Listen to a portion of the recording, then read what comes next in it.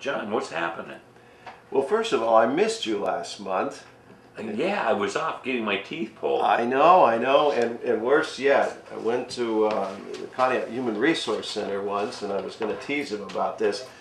And usually people are excited to see me, and that's a wonderful thing, but I was asked on multiple occasions, where's Pat? Where's Pat? You are like a cult figure. I want you to know. And I've been around a long time. well, it was the mature women out there in Conneaut. That means older women. I know, it's amazing when you get my age, the 80-year-olds kind of take a liking to me. Yes, yes. But I feel sorry for you. I did watch your interview that morning. Okay. And I got a kick out of you mentioning my name and stuff. That was kind of neat. I think you did it. Was it with Bob? It was with Bob. Yes. Yeah. Okay. Yes. Okay. Yes. So how's things been going otherwise? Oh my goodness, there's so much just within the last few days. I've got to tell you about some exciting things in Ashtabula County. Okay. First of all, I was out at our good friend Glenda's Ramblin' Rose Alpacas to see the hanging of the barn quilt. Yes. And that has just caught on like fire. And it's an exciting movement here in Geauga County, and it's great for agritourism. Sure is. So that's a wonderful thing, and to see and to know that Conneaut High School students painted that one that's hanging there, that was really exciting for me too. And then last Saturday, I attended the opening of the pairings in Geneva, the Wine and Culinary Institute. Oh, yes. And here's what is thrilling with that, and the next two things I'm going to tell you about. I actually took an old, we would call it a barn today, they call it not a coach house years gone by, behind the behind the place where the Geneva Board of Education office sits, and they've turned that into windows on pairings. There's the kitchen in there, you can sit out on a patio and watch as this is going to be built, this brand new center, multi-million-dollar center, on the vacant land where Geneva Elementary once stood. So that was really exciting to see that building being repurposed, recycled. Absolutely. Okay? I had to leave there to go to St. John's School, who had their big groundbreaking. It was wonderful for the new gymnasium out back, and that is a former school that had been taken out of circulation for a while. The good folks at St. John purchased that, and now they've done remarkable things out there. And again, revitalizing the community. And just yesterday, I was on Main Avenue in Ashtabula for the opening of Signature Health. The old Ashtabula Hotel has come back to life, and it's very exciting. I was going to ask you that, John. There was a story in the paper several weeks ago, or maybe months now, that they wanted to bring that back, but the money cost was kind of high. Shays or the hotel? I think, okay, I'm sorry, Shays. Now there's still a group working on Shays. So that is a possibility. That's still a possibility, and we must make that happen. Some way we must make that happen. I would love to see that happen. I mean, when we were kids, everybody. That was a big date time. Right. You know. Now you're talking the hotel. The old hotel is now Signature Health. They do all kinds of wraparound services. What's it like inside? Oh my gosh, they've preserved the marble staircase. Did they? They've redone the floors, essentially. They're the original floors. It is remarkable what they've done, and I would encourage anybody just to stop by and see it. It's been forever since. $5 million project. No kidding. The last time a meal was served there was 30 years ago. I believe that. It has been vacant all that long, but my point is that things are beginning to happen, and we can see them happening here, and it's exciting. And to know that we've taken buildings that we've all loved and reconfigured them. You know, John, you probably remember too. I mean, that also was another date place to go to for dinner. Oh heavens, yes. Oh, yeah. You know, that was the exclusive place. Yeah. Well, I'm so glad they're using these buildings. That's good news. That's good news. And right here in Conneaut, Clay Nielsen, the church on Buffalo Avenue is going to be repurposed as a theater. How cool is that? He used to be my sports editor back in the 70s. Oh my. And, we went to school together out at Kent State. Really? In the 70s, yeah. You and Clay? Yeah. Is he your age? Well, or maybe he was there when I was coaching baseball out there. I know our paths intersected. He was very active in drama. Yes, he was, At and a very Penn State. talented guy. He used to do my darkroom work for me when I transferred from the News Herald to the Star Beacon, and big tall kid. Mm-hmm. And when I saw his picture in the paper the other day, that doesn't look like the Clay I remember. Of course, that was almost 40 years ago. 30 Maybe it was in the 80s when I was coaching baseball there, but I know he was very active there. And how wonderful to, again, take a building and repurpose it here. Yeah, I wish him well. I really do. Yes. Of course, we have the Cleveland Hotel.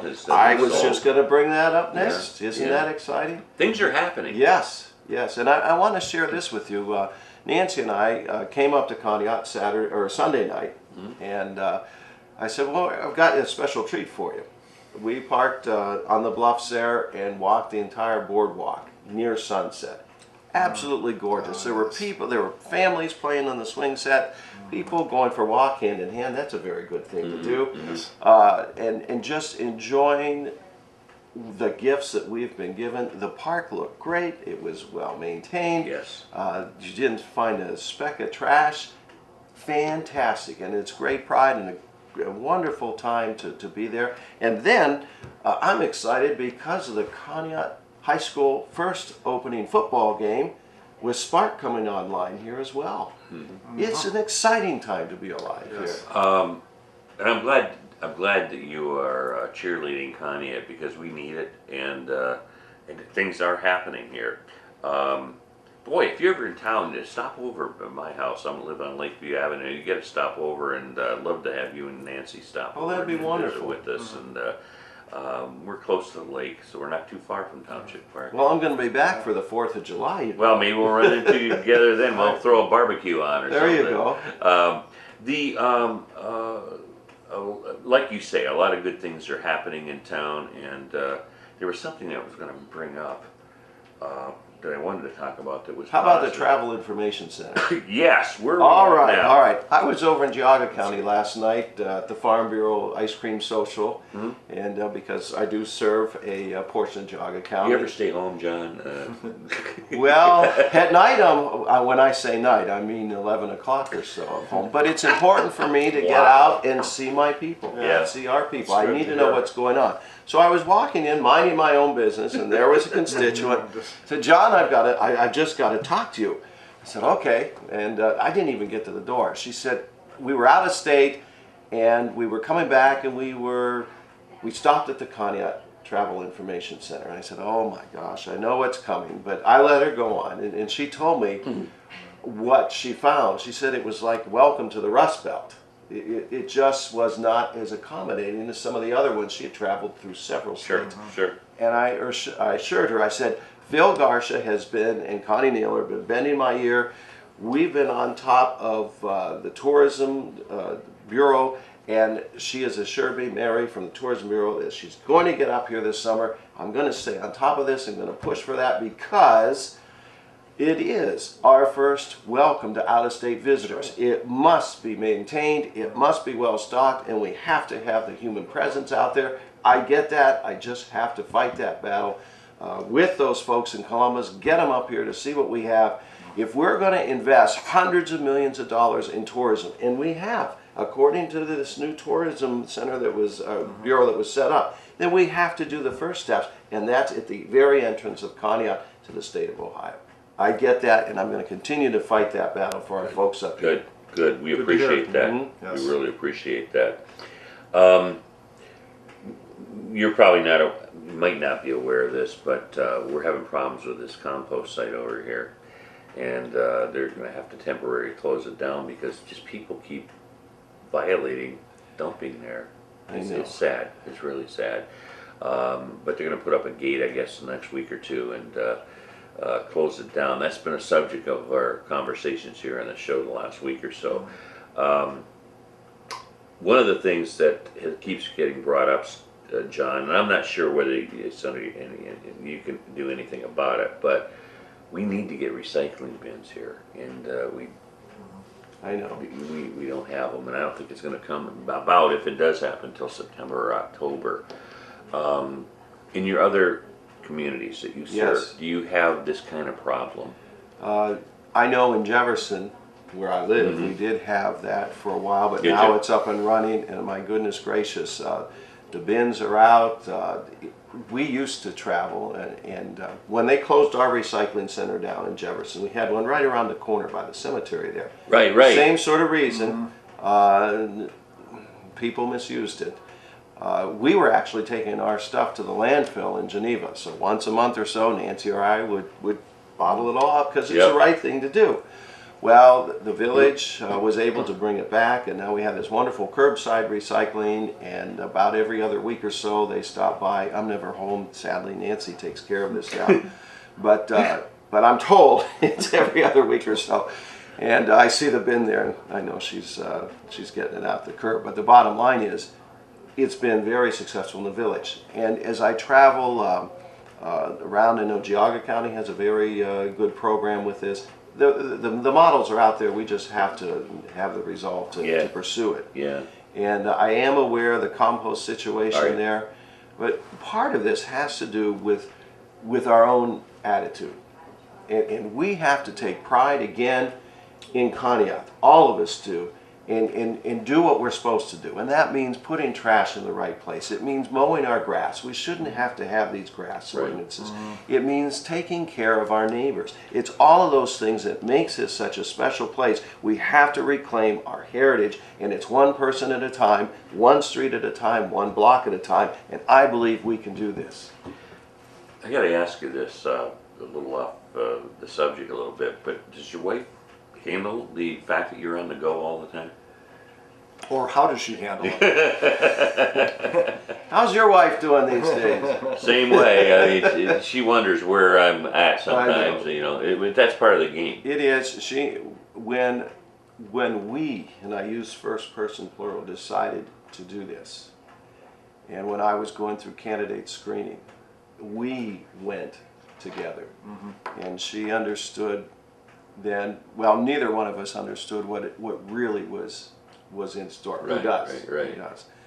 But I try to carve out, and I'm not always successful, but I try to carve out times. That's why we came up. I was going undercover Sunday night just to watch the sunset, the two of us here.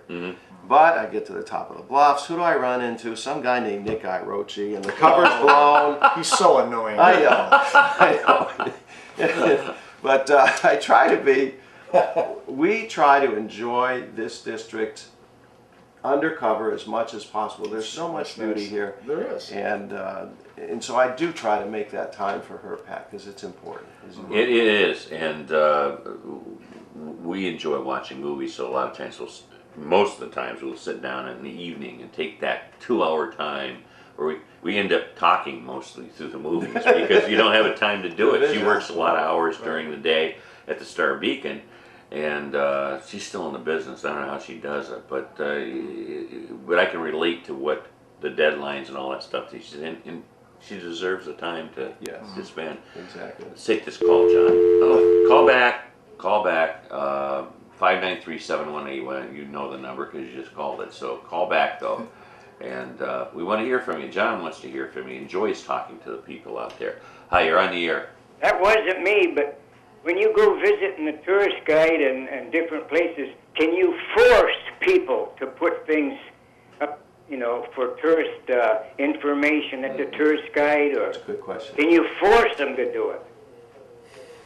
We'll get an answer for you, sir. We Here is, cannot force people to keep our yards clean.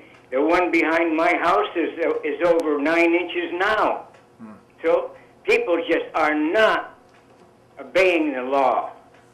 Yeah. And Can you force them to? well, that's the rub. And let me share with you a teacher experience for 29 years in the classroom. I would have loved to have forced every student to do his or her homework and to Right. study every night. But if we can do that if we wanted to move towards a more authoritarian type of model. But better yet, to capture hearts and to capture minds so that people want to do something that otherwise they wouldn't. And that's where the community pride comes in, and that is contagious. When we want to be part of something, whether it be a team or an organization, we're looking to go beyond ourselves, all of us are, to find meaning in life. And if that meaning is, I'm a citizen of Conneaut and I'm proud of that fact, then I think the behavior is going to change as well. Right. I contend that belief precedes behavior. How we believe determines how we're going to behave. And we have to work on, all of us, to raise that expectation that we're going to do the right thing. And I know that's going to be difficult, but it's far better to capture this one heart at a time than it is to dictate through legislation, because none of us wants that. In that process, we give up our freedom, and we must preserve those rights. So I know it's a difficult nut to crack, I realize that, but it's education, it's reaching out to people, it's doing what we all ought to be doing anyway. Now, another question. In the paper the other day, this Asta Chemical Company in Ashtabula. I cannot believe that they're one of the worst pollutants of mercury. In 2007, they were the 5th in the nation for polluting mercury. What do they do with it? Put it in a creek or put it in a lake? What do they do with it? Well, they can't even pick it up. That's a good question, and until I read that in the paper, I was not aware of that either. Obviously, we have the federal EPA, the Ohio EPA, that is aware of that situation, and that is part of their charge to make sure our environment is safe. Yeah. But admittedly, I was not aware of their record. On the other side of the coin, though, they're doing a major expansion there that will create more jobs. And again, it's this balance between progress and preservation. And it is my firm belief that they're going to be doing things right as we move forward, creating jobs, but also being in good harmony with our environment. So I appreciate your concern, and I'm aware of that. And we'll do our very best to ensure that we get preservation and progress. You know how many people in this area have been sick? And we don't know. 3 doctors and 2 hospitals do not know what my problem is. I've been checked inside out, x-rayed, and and different kinds of pills, and they do not know my problem. Even Lake Erie has the microplastic. Yes. Maybe you're drinking that or washing with that also. We do not know what's making us sick. So many people around here are in real bad shape. Like, I lost 40 pounds and I have no idea why or how I lost it. Yeah, yeah. I'm ready to drive around now. I would even like to go out on Route 90 and visit that tourist center and truck stops and so forth now that I can drive. Good. All right, Sharpie, you take care. Okay, thank you, people. Thank you. Thanks for the call, Sharpie. You know, good news too. We're getting rumblings that one of the plants here in town, I think it's General Aluminum, is going to be hiring, maybe expanding. So that's another positive for our town. I ran into Commissioner Claypool yesterday at Signature Health. We have 900 jobs in the county that are open right now, and we cannot fill them. So again, it comes down to individuals seeking those jobs out, showing up for work, having that good work ethic, and moving forward. So things are turning around. Yeah, yeah. But it's a team effort. It's no one individual, no one area. It's all of us together, working together. That's what makes things happen. Yeah. What you guys got planned for 4th of July? Anything? Oh my goodness gracious, we're going to get up early in the morning. I have a parade in Thompson around the square to do at 11.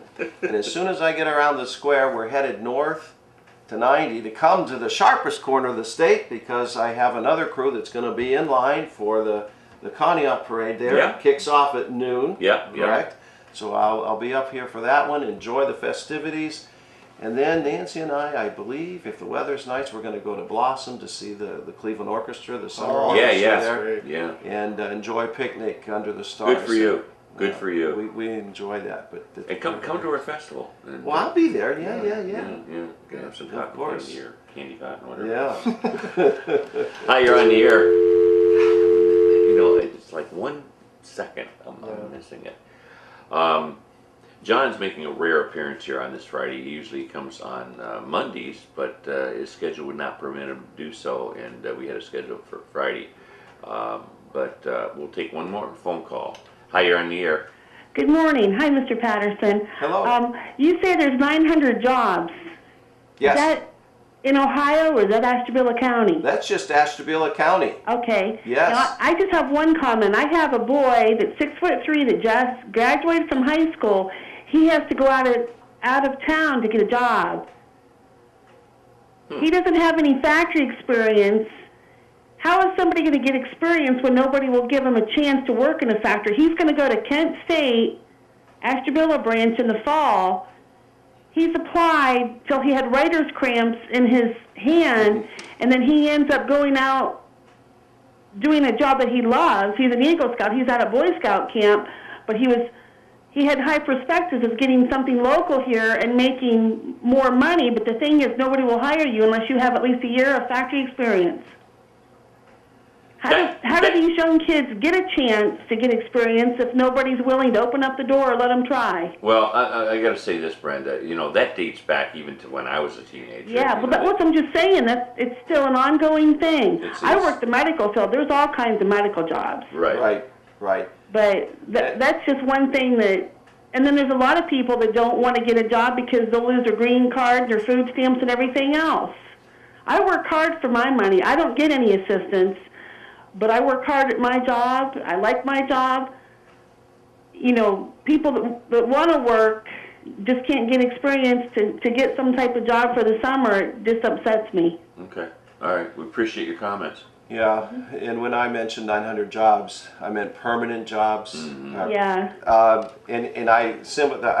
We had our two sons, well, it's been a decade now for our oldest, and I do appreciate your situation. It's difficult for those kids, but our youngest is an Eagle Scout, so congratulations there. That's quite an honor to you. And I'm excited about Kent State Ashtabula, one of my favorite places. I started there, and I have taught there as an adjunct faculty member. It is a jewel in our own backyard. Good things are happening there, and we have a new president of the Kent State University system too. So that's the exciting thing. So kudos to you, and have a great weekend. Yep, I get to work. All right, Brenda. right. Thank you. Bye-bye. John, I can't believe we did 27 minutes just by talking good things, and I think that's a good thing on a Friday. It truly is, and it's Fun Friday. There you go. There you go. Thank you so much. We'll set up another Yes, we will. schedule. We will.